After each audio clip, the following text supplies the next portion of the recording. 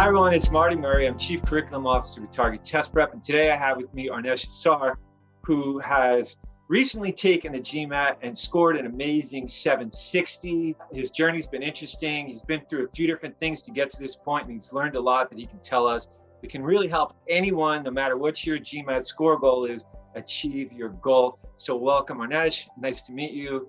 Glad to have you here today. Hi, Marty. Really glad to finally get to meet you here.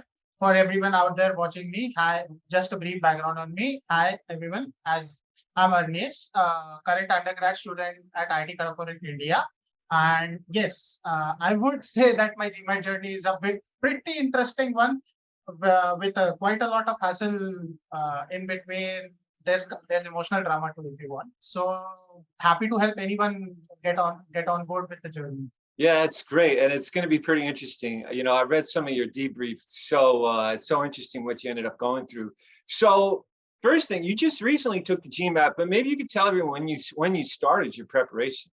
So yeah, as advised by everyone, I'm current. So for background, why I took the GMAT, I'm applying for deferred application cycle this year for the deferred MBA, and as everyone suggested, GMAT was the first thing that I should probably get out of the way, and I'm very happy that I started it as early as December 2021. I started my reading attempts then. My initial preparation was quite unstructured, and I was just going through whatever was present on GMAT Club and like did most of the reading from popular sources present there. And I completed the official guide as per the suggestions there, and I gave my attempt on March 2022, my first attempt. A massive disappointment for me personally, but afterwards I came to my score was a 690. Quant breakup was quant 50 and a verbal 32.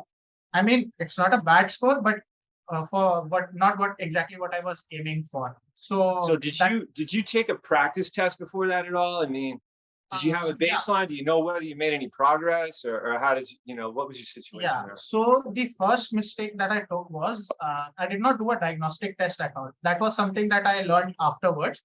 I just started on with my preparation, and I really didn't have any ideas of my capabilities before 1 week of my actual attempt when I gave my first mock. And I think I scored a I think I scored a 690 only there. And then I just gave two mocks for my first attempt, or the two official mocks. One was a 690 and the other was a 720. So I mean, those scores are relatively high, but clearly the whole thing was powered by your quant score, right? Yeah. And how so you prepared for verbal by just going through the official guide mainly? No, I did refer to like popular sources like the CR Bible, Manhattan Prep books that I Really? that was suggested through GMAT Club. But Yeah. Like as is the normal college undergrad tendency to defer everything to the last minute, I kind of just went through reading stuff without actually practicing and implementing it. That Okay, so there is definitely the first lesson. And I see this with so many people who are preparing for the GMAT, particularly in verbal, that practice becomes the weak link. And would you say that is kind of what happened there? Yeah. Or lack of practice became the weak link? Yeah, that is something that I would say. And even before lack of practice,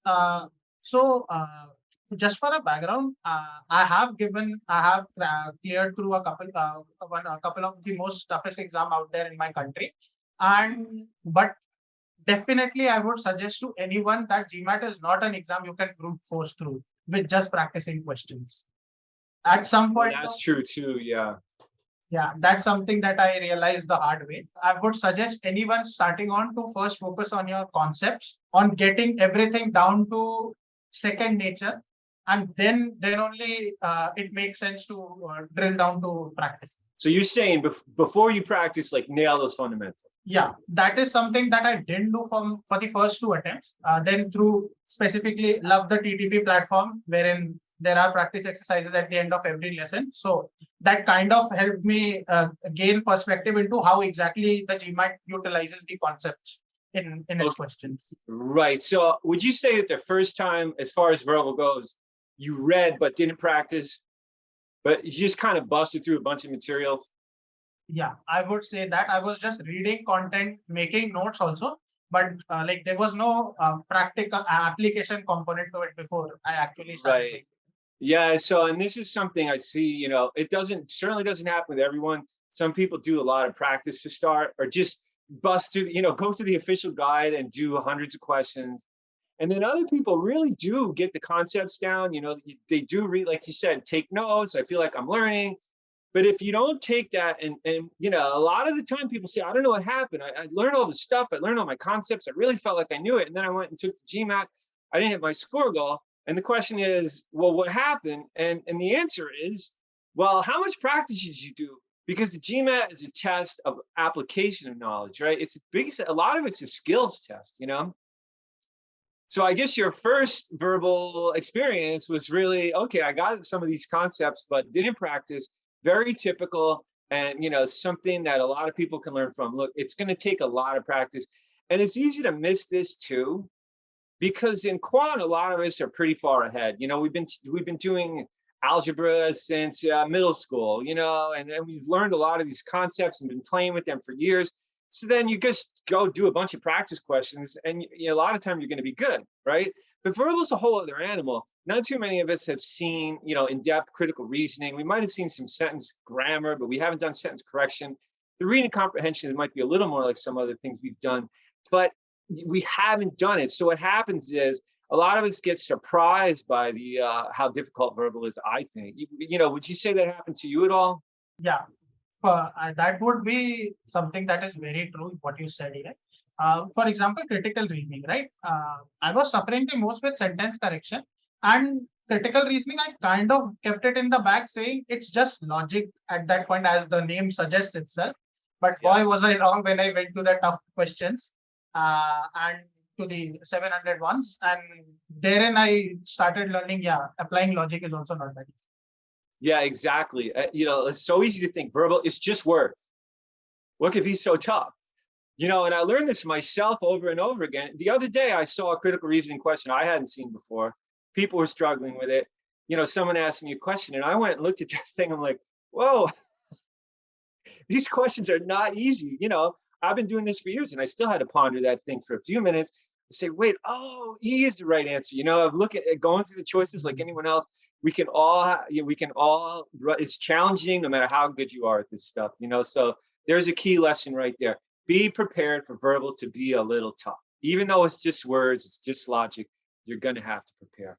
So, okay, so you took the test without doing that much practice. You did some concept stuff, and then you said you took it a second time. Yeah, so I had to pause my preparations for about a month since I had my finals coming up. So I had to focus on my ACADS. So I took a break for about a month and a half and started my preparations alongside my summer internship in mid of May 2022. And that preparation, and at this time, I wanted to go through everything, practice everything, do everything possible in my hand, and then only give my attempt. So I delayed it. So my initial thought was to give it in July, but I deferred it a month to give the attempt in August. And this time, one thing that I came across on GMAT Club, and I specifically resonated with the advice, was keeping a detailed error log.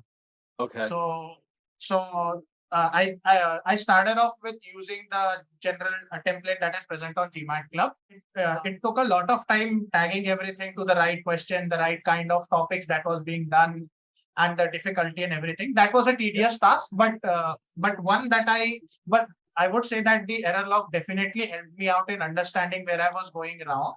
Okay. So that is one thing. In terms of the progress, I was quite confident because at this point, I'd taken up all the official mocks and I was giving my official mocks and I was averaging at a pretty good 760 at this point of time. Yeah. So sounds like you're on your way. Yeah. So I was like, even taking up for the discrepancy in scores, I would at least be scoring a 720 at the least. That was my thought process. And yeah, I went into, and it was just a 10-point improvement to 700. Wow. Okay. Which a lot of people be happy with, by the way. Yeah. But you were shooting for something higher. So how did you feel at that point? I mean, what does this do to you? To be honest, telling out to people, I literally cried out outside the center for quite some time.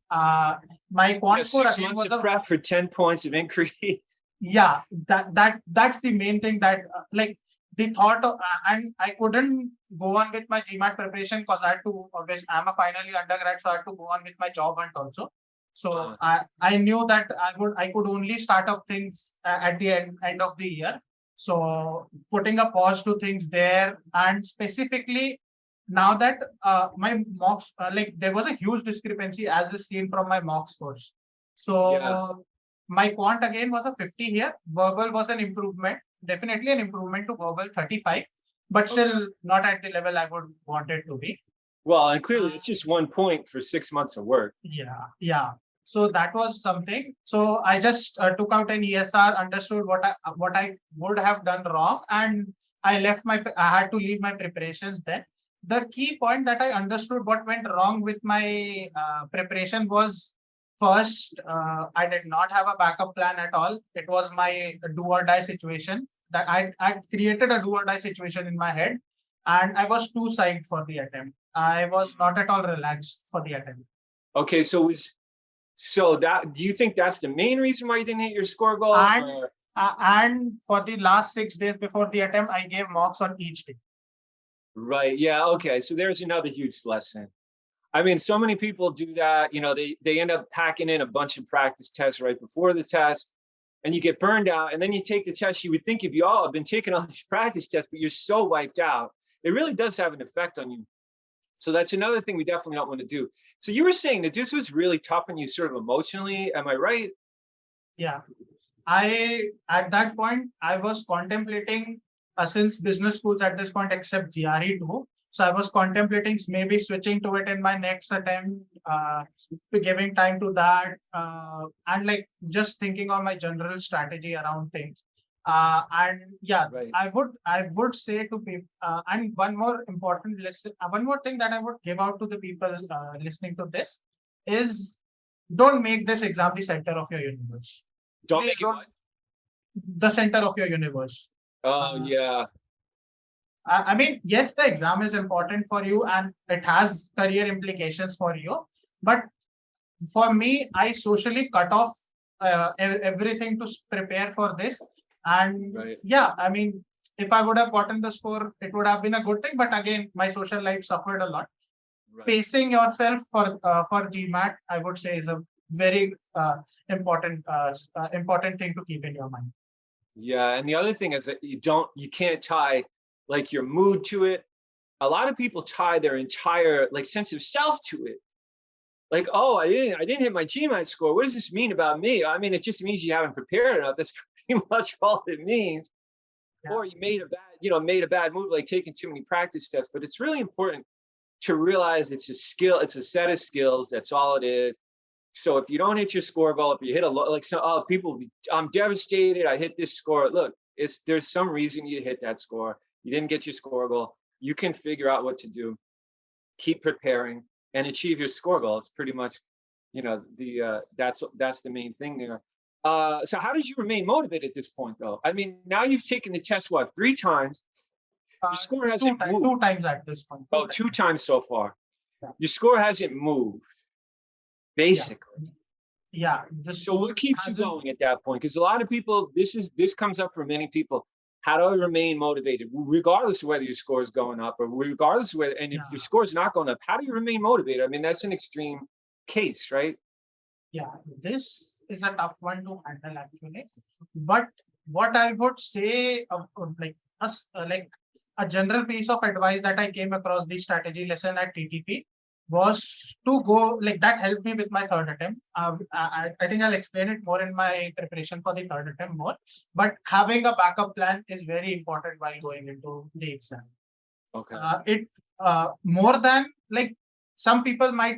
I personally also treated it as same. Some people might treat it as setting yourself up for failure. Maybe like you are giving yourself another option. But I would say more than giving you an option, it helps you relax. Okay. Yeah. Okay. But I mean, does that motivate you? You know what I mean? I mean, now you're relaxed. How do you keep going? On the going ahead part, So what worked out for me was I had taken a pause from the exam. I was going for my job hunt, and like yeah, at some point of time, if I felt I was getting too emotionally involved with the exam, so I took a brief. So I then started focusing on my job and got a job. That somewhat motivated me. Apart from that, I would say more than more than any exam in this world, GMAT has a very helpful community on GMAT Club. Oh, that's I interesting. Yeah, so I was feeling after, like, I was dreading the fact that I have to prepare again for my attempt when I started in December. But but after I posted my extended score report for my second attempt, uh, and especially thanks to you, you gave me a lot of helpful advice on the attempt. So the people out there, I got to know that my score is not that bad. It's a very good score. And apart from that, people helped me out understand where I went wrong. So That's I would interesting. say putting yourself out there to the community was something that helped me out. That's Uh, huge. And I guess also understanding where you went wrong, because if you know where you went wrong, well, now you have the insights you need to do better. So I would think that would motivate. So yeah, maybe that's a key lesson there as well, right? I mean, as soon as you like, a lot of time it can be demotivating when you don't know what's going on. You see the issue. I mean, you see that your score is not increasing or you're not getting results. And this that'd be I could see that could be pretty tough. But if you put yourself out there or go to somebody and say, like, well, what is going wrong here? And here's the thing, something will be what's going wrong. Like there is something that can be identified. And I've been, I've been doing this for years. And every time someone comes to me, there's no way my score is going up. I'm done. I've hit a score ceiling. I don't believe in score ceilings myself. But someone will say that. And I'll say, well, there's always something going on. Let's take a look. And sure enough, you can find something that's going on. And clearly for you, that really helped, right? so I got to know. So like for my test, like, so as I mentioned, the community, the mentors out there, and you also pointed out that I like I so for reference, I got a 99 percentile on sentence correction for my. Mhm. So, Oh, that's but interesting. what went wrong was my timing. I took up too much time, and in fact, the questions I took the most time on were incorrect ones. Oh, it's tough. Okay, so what Yeah. was the next step there? So the next step, now I had to put in everything, and now at this point, I just wanted someone to tell me what to do, how to do, and I'll do it. Yeah, That was kind of my attitude towards the third attempt. that's And interesting. at that point, I mean, I might be romanticizing things, but I started gaining respect for the exam.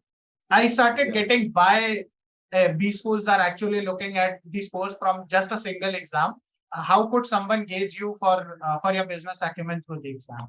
So, based on recommendations from various platforms, through going through Reddit, I finalized upon TTP as my go-ahead platform to prepare for. I started up with the trial, and even though I was strong with sentence correction, since I was not like, one feedback that I got was maybe I'm not being consistent with my approach on sentence correction. That is why I'm taking too much time on it. Yep. So I started up preparing with the sentence correction part, and that's where I got a epiphany. That's where I got the epiphany to the platform that verbal is quite mechanical in some sense. Yeah, and yeah, a lot of time, what I find helps people is to say verbal's a lot like quant. I mean, is that what you were thinking? Like, wait, I got to Yeah, treat this with respect. Like, these questions are logical, they're mechanical. There's actually a real reason for each of these answer choices. yeah. So till my second attempt, I for specifically like let's say sentence correction specifically, I had a perspective that this section of the exam is subjective, Yeah. and at some point of time, I would have to guess the right answer. Yeah, and that's pretty much it. It's just, and that's a killer. If you think it's subjective, you think you're doomed going into it. So there's another huge lesson. A lot of people think the verbal side of the GMAT is subjective. It's not. Now, here's the thing, back before 2010 or back, I don't know, 20 years ago, the verbal questions weren't as high quality. And it's true that some of those are subjective. I look at some of those, I can't believe some of the things they did in those questions. And like, oh, you really think that that this one answer is so much better than this other answer. This is correct and it's not. I would see why people would decide it was subjective, and they did. 15, 20 years ago, people were saying verbal is subjective, and to a small degree, sometimes, maybe 5% of the time, it was. But now, it's not. And that's what you discover. And I was pleased to discover that too. When I took the test, I was so pleased to see the verbal questions, because they had, I took the test long after that, but the old questions were still hanging around, in the official guide and whatnot. So I was seeing the old questions. Then when I took the new test, I said, man, these questions are tight, they're cool, they're very logical. Yeah. So,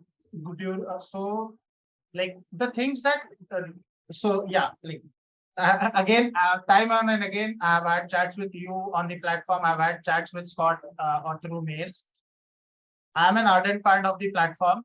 And what really worked out for me was the systematic approach to learning that the platform has at TTP. Okay.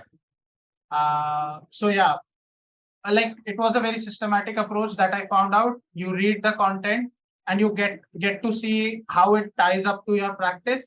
And at the end, you have a very good example of what the GMAT might put you up, might test you on this given lesson at the end of the lesson. So for me, each lesson was reinforced to the extent that even in my usual writing, I now point out mistakes to people that, this.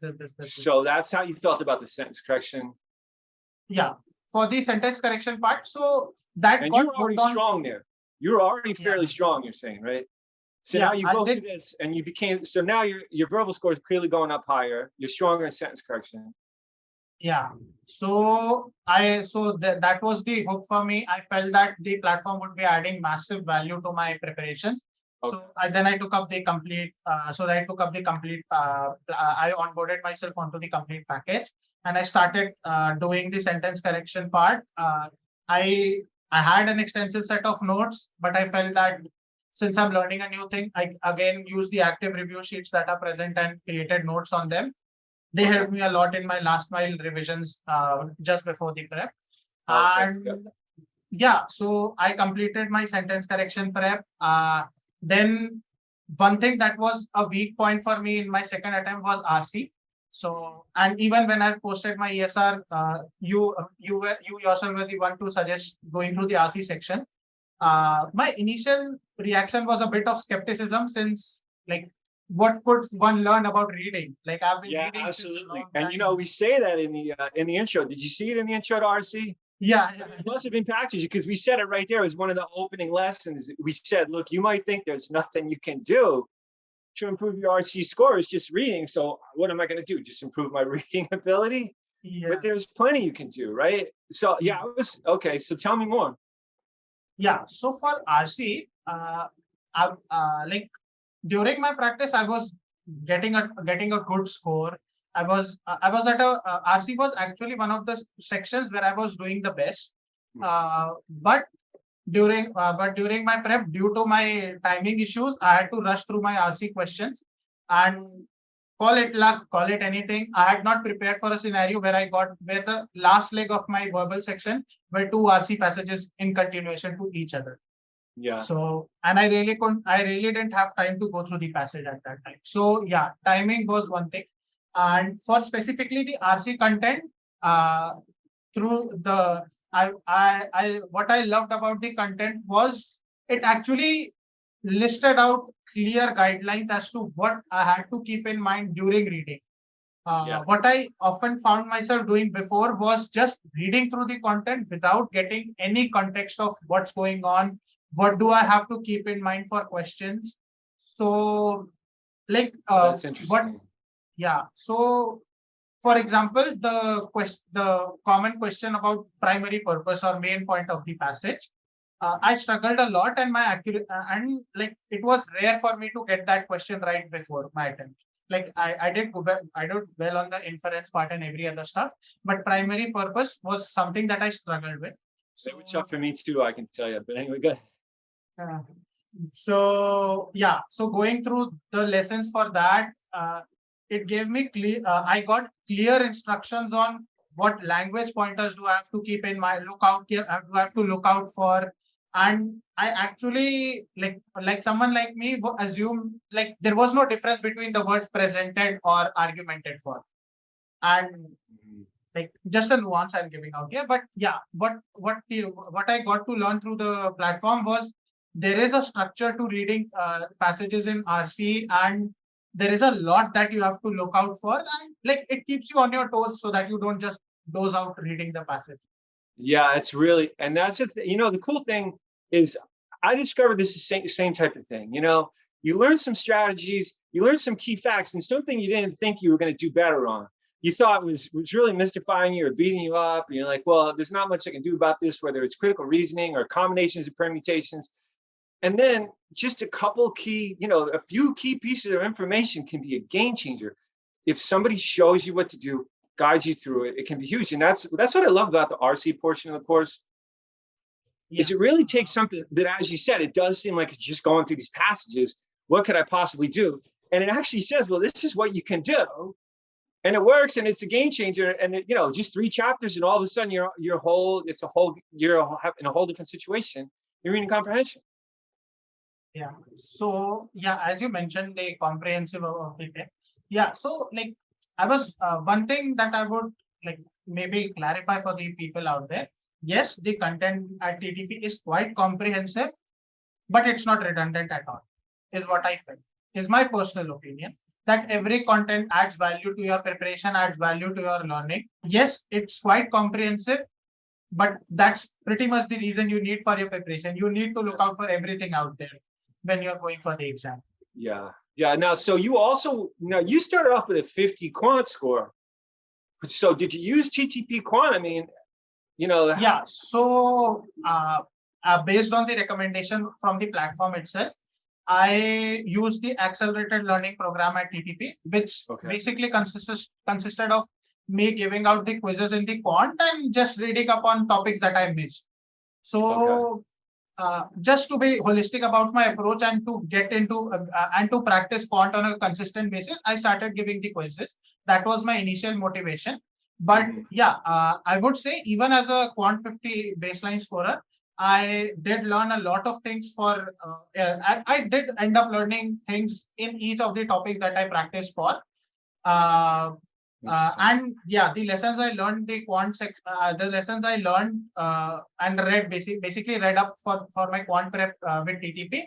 I could see the pattern of reading and practicing and implementing what I've learned previously, and like it basically there were what I would say wow moments, I guess, even for me during my quant preparation at TTP. That's pretty neat. And I guess probably also, I would think that just being better prepared for quant even helped you with verbal, because now your stress is lower on quant. So you just feel better all the way through the test, Yeah. So, and there's nothing like filling in those gaps to reduce your stress. I mean, you can be if you have gaps in any kind of gaps in your skill set, you can maybe get that Q50, but you're stressed the whole way through. You see questions you're not sure how to answer. And the test, and now you get to the verbal section, you're all beat up. But if you really nail all the quant, and now you breeze through it. I mean, obviously it's still not going to be easy, but you're tight with every question you see. Now you get to verbal, and you're set up. You feel successful. Your stress level is low, and you go through that and do well too. I would guess you probably had experience something like that. Yeah, like having one thing that did help me was. I just had to, for learning part, major part of my learning was verbal. So for quant, I went ahead with the suggestion of the platform and various other mentors but I could not afford to lose points on my quant, because that was the low hanging fruit personally for me. And I could not, it would not make sense for me to get a good score on verbal, but tank my quant just because of lack of practice. Absolutely. Or even just, who knows, the luck of the question draw, you get a few questions in a weaker area. People often ask, well, which parts of quant should I learn? And the thing is, there's only a certain number of quant questions, and there are way more quant topics, but you can see questions on anything. So you don't want to leave a lot of weak areas in quant, because then you could, by the luck of the draw, see a bunch of questions you're not ready for. So it's really best to prepare for it comprehensively. So now you took the test again. Yeah. For my third attempt, I followed everything to the dot on the strategy lesson on TTP. I was giving tests. I due to time constraint, I reduced the gap between my mock attempts to like half a week or something. But I again regave my mock attempts. I had a discussion with you, and based on that, I gave third-party mocks also since I completed all the mocks before, and I was scoring a consistent 7. Yeah, so I was scoring a consistent 770, and I was after each attempt I used the survey that the platform has, and I was filling in my practice mocks details, and based on that I started working on my weaker rate. Okay. Yes. So and then so then but the key thing was how'd it go? I 800. took the test. It was an online 760. I got a 760 as the name suggests. Yes. Sorry, you were saying something. No, I was just playing. There was actually a funny aspect to this test. So how did this test go? Like, what was Okay. so you're saying you took it online? Yeah. So due to constraints, I had to give it from my home in the online attempt. So had a couple of glitches during the test. Had some odd reason, the public works department in my area decided to start building the road just beside me at this during my test Oh preparation. man. I couldn't really help it out. But yeah, I did not. But I was relaxed for the attempt. I knew that these are things that I couldn't control, and I gave my attempt. For the verbal, I would definitely say I was way more confident and way less nervous from my previous attempts. I could see myself treating it in the same breezy way I treated quant. And after the the suspense of the IR and the writing section, full disclosure, I had to control myself from just rushing through them because I had to actually score good on them too. So got the 760 score, a quant 50, and a verbal 44. I did not expect this. Like so total success here. Yeah, and that too in a preparation time of, I would say, 2.5 months. Yeah, 2.5 months. So what happened? So you were set, right? Done? Yeah. This is about how you scored a 760. So that's now the story, right? Now comes the suspense and the story of my fourth attempt. So due to these discrepancies in testing environment, my score was put on review. I had a talk with Scott. I had a talk with various people out at GMAT Club, out on Reddit, and yeah, as people suggested, it's quite because of my high score and the online environment I gave it in. It was put in review, and I had a perception that it's a routine thing. Mm-hmm. Cut to a week after that comes the dreadful email: my score has been cancelled. That's crazy.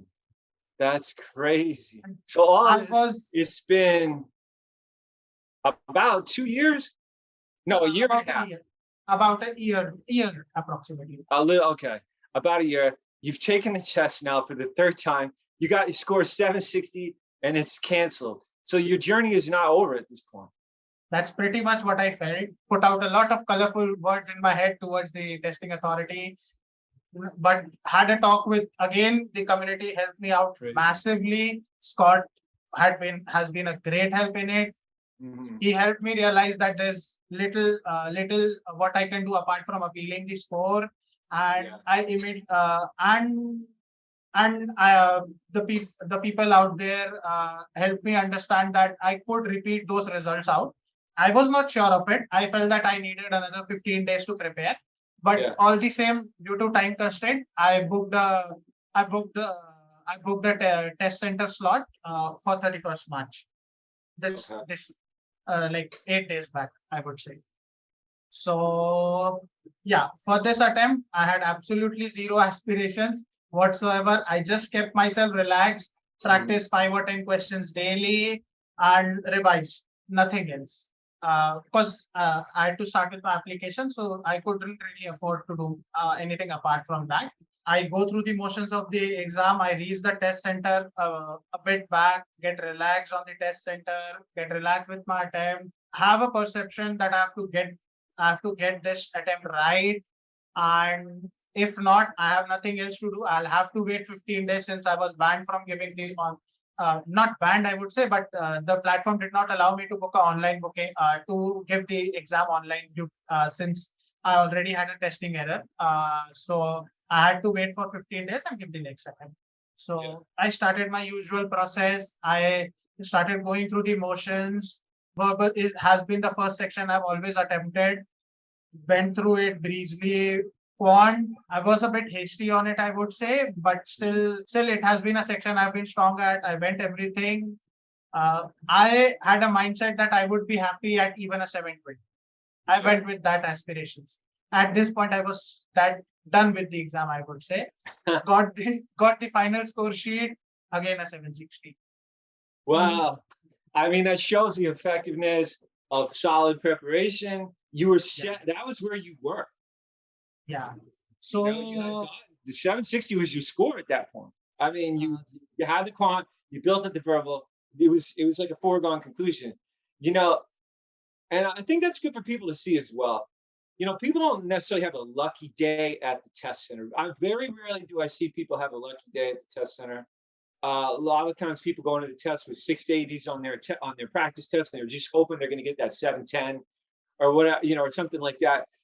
But on the other hand, the test does seem to usually get it right. It got your level, you know, and so congrats, you know, you had gotten yourself to that level.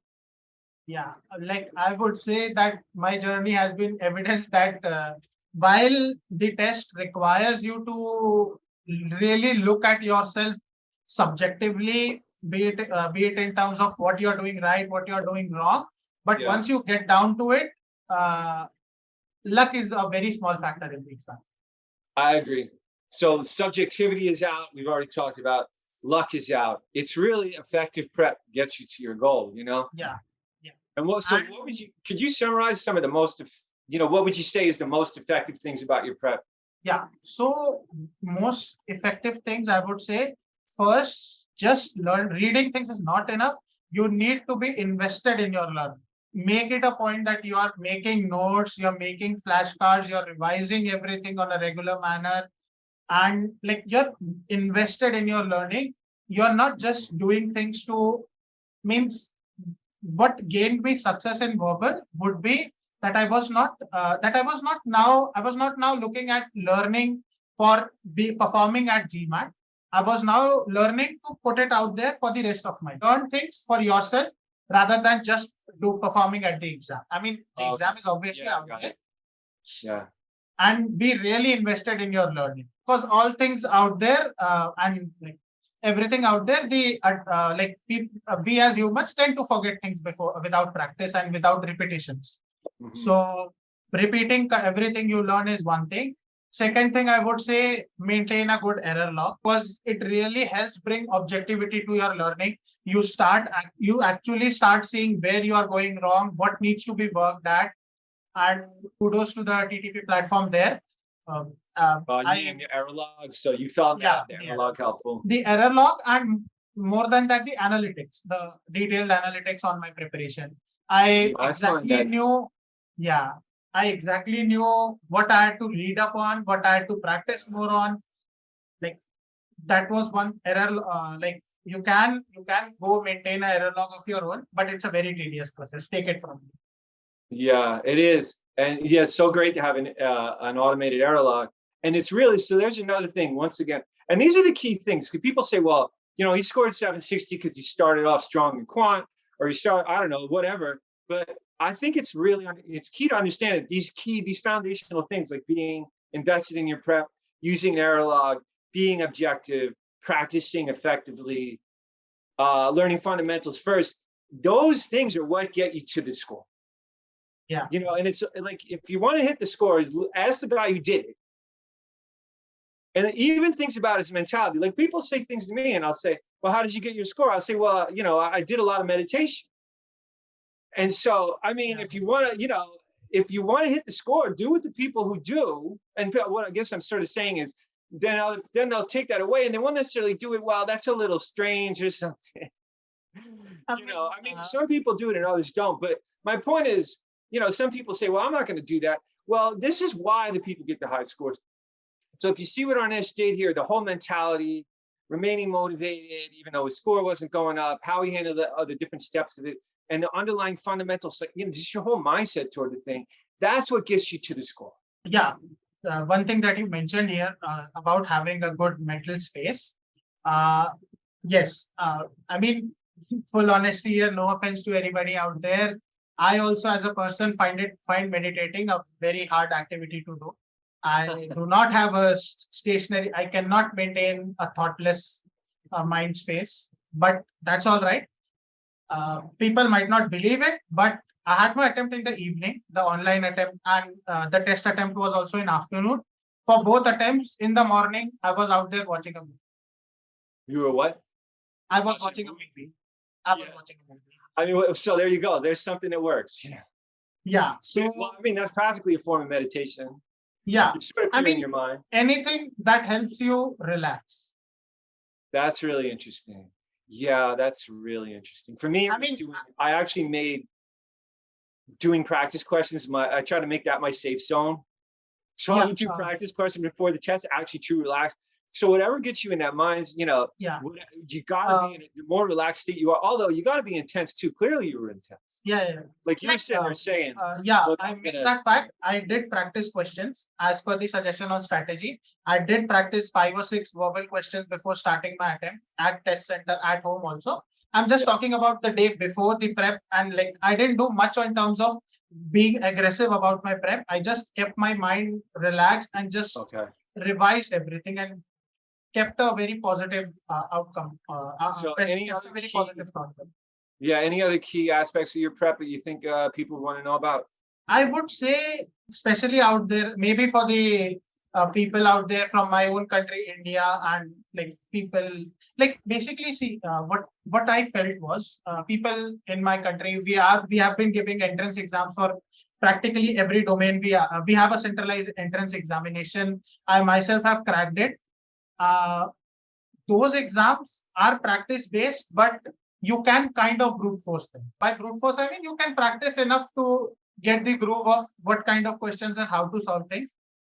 GMAT is not an exam that you can brute force. One thing I particularly remember from your advice only was, rather than practicing all the questions out there, it's better to practice questions and know why the 4 answers are wrong, and rather than fixating on getting the one right answer. Yeah, it's so key. It's so true. In verbal, it's so important to understand what's going on with every choice. And I see people do I do 4 RC passages a day, and then another 10 critical reasoning questions and 15 sentence corrections every day. And my score's not going up. What's going on? It's probably that you're not going deep enough into analyzing those choices, because you really have to become very clear about what's going on. Learn how to analyze it. I've seen people do 10 questions a day and score super high, because each question becomes 5 choices. Yeah. Again, this boils down to the error log. Knowing what you didn't catch is more important than knowing what you did catch. That's interesting too. And you have to dive into those weak areas. You have to dive into what you're not catching. It's so easy to feel comfortable in certain zones and stick with them. Well, I'm good at probability. I'm good at this, but I'm not good at modifiers. Well, it's okay. Dive into those weak areas. That's how you're going to drive your score up. Yeah. Most of my chats with you on platform queries have been around, why is this option wrong, rather than why is this right? So that's interesting. Yeah.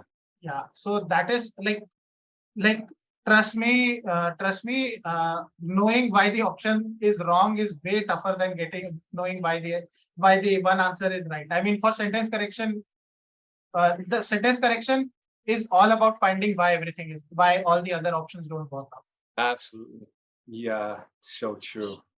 And if you don't know why they're wrong, then when you see the same thing again, you might think it's right.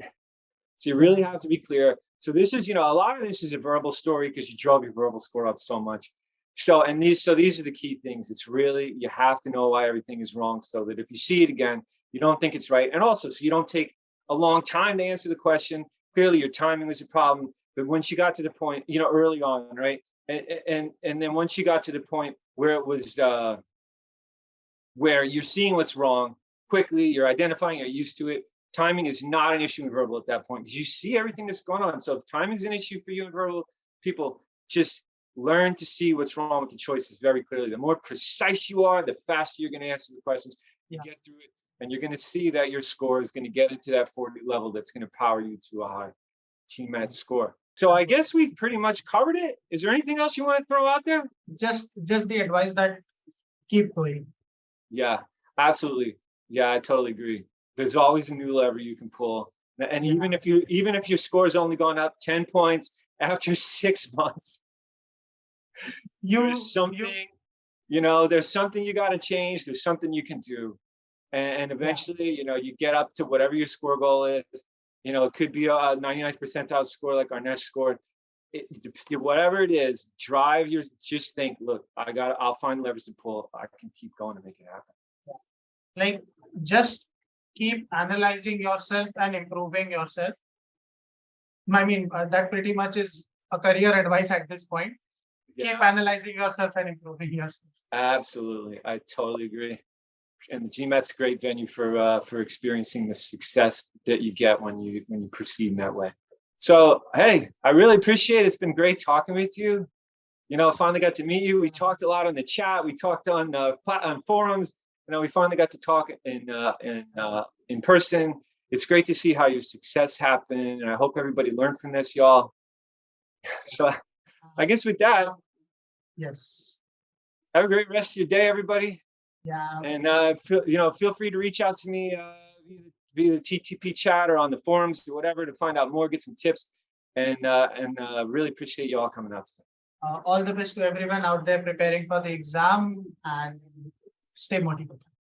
Yeah, stay motivated. You can do it too.